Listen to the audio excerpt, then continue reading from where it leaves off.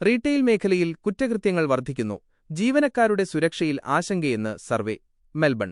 വിക്ടോറിയയിലെ retail മേഖലയിൽ കുറ്റകൃത്യങ്ങൾ വർദ്ധിക്കുന്നതിൽ തൊഴിലുടമകൾക്ക് കടുത്ത ആശങ്ക. Victorian chamber of commerce and industry നടത്തിയ പുതിയ സർവേ പ്രകാരം 10-ൽ 9 തൊഴിലുടമകളും തങ്ങളുടെ ജീവനക്കാരുടെ സുരക്ഷയെക്കുറിച്ച് ഭയപ്പെടുന്നുവെന്ന് 9 ന്യൂസ് റിപ്പോർട്ട് ചെയ്യുന്നു. വിക്ടോറിയയിലെ പകുതിയോളം ബിസിനസ് സ്ഥാപനങ്ങളും ആഴ്ചയിൽ ഒരിക്കലെങ്കിലും മോഷണം, കയ്യേറ്റം അല്ലെങ്കിൽ നാശനഷ്ടങ്ങൾ എന്നിവ നേരിടുന്നുണ്ട്. സുരക്ഷാ ചെലവുകൾക്കും മോഷണം പോയ സാധനങ്ങൾക്കുമായി 38% ബിസിനസ്സുകൾക്കും വർഷത്തിൽ ഏകദേശം $10,000 നഷ്ടം സംഭവിക്കുന്നു. കുറ്റകൃത്യങ്ങൾ വർദ്ധിക്കുന്നത് ജീവനക്കാരിൽ മാനസിക സമ്മർദ്ദവും ഉത്കണ്ഠയും സൃഷ്ടിക്കുന്നതിനാൽ മെഡിക്കൽ അവധിയെടുക്കുന്നവരുടെ എണ്ണം കൂടിവരികയാണെന്ന് റിപ്പോർട്ട് ചൂണ്ടിക്കാട്ടുന്നു. ജീവനക്കാർ ദിവസേനയെന്നോണം അധിക്ഷേപങ്ങൾ നേരിടുന്നുണ്ടെന്ന് മാസ്റ്റർ ഗ്രോസേഴ്സ് അസോസിയേഷൻ ഡയറക്ടർ ലിങ്കൺ വൈമർ പറഞ്ഞു.